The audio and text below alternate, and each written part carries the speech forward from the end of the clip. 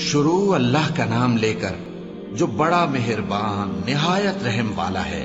اے کملی میں لپٹنے والے، رات کو قیام کیا کرو مگر تھوڑی سی رات، یعنی نصف رات یا اس سے کچھ کم قیام کرو یا کچھ زیادہ، اور قرآن کو اچھی طرح ٹھہر ٹھہر کر پڑھا کرو۔ ہم ان قریب تم پر ایک بھاری فرمان نازل کریں گے، کچھ شک نہیں کہ رات کا اٹھنا نفس کو سخت پامال کرتا ہے، اور اس وقت ذکر بھی خوب درست ہوتا ہے۔ دن کے وقت تو تمہیں اور بہت سے شغل ہوتے ہیں، تو اپنے پروردگار کے نام کا ذکر کرو اور ہر طرف سے بے تعلق ہو کر اسی کی طرف متوجہ ہو جاؤ۔ وہی مشرق اور مغرب کا مالک ہے، اس کے سوا کوئی معبود نہیں، تو اسی کو اپنا کارساز بناؤ۔ اور جو دل آزار باتیں یہ لوگ کہتے ہیں ان کو سہتے رہو، اور خوبصورتی سے ان سے کنارہ کش رہو، اور مجھے ان جھٹلانے والوں سے جو دولت مند ہیں سمجھ لینے دو، اور ان کو تھوڑی سی مہلت دے دو۔ کچھ شک نہیں کہ ہمارے پاس بیڑیاں ہیں اور بڑی زبردست آگ ہے، اور گلے میں اٹکنے والا کھانا ہے، اور درد دینے والا عذاب ہے۔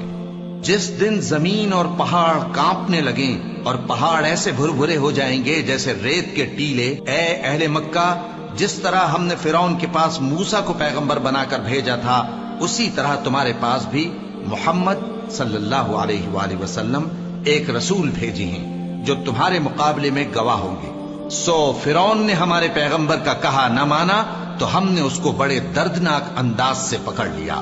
اگر تم بھی ان پیغمبر کو نہ مانو گے تو اس دن سے کس طرح بچو گے جو بچوں کو بوڑھا کر دے گا، جس سے آسمان پھٹ جائے گا۔ یہ اس کا وعدہ پورا ہو کر رہے گا۔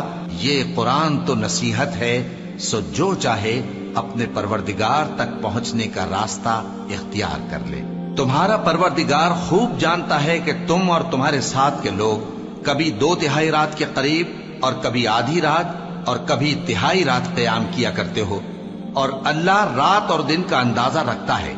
اس نے معلوم کیا کہ تم اس کو نبھا نہ سکو گے، تو اس نے تم پر مہربانی کی، پس جتنا آسانی سے ہو سکے اتنا قرآن پڑھ لیا کرو۔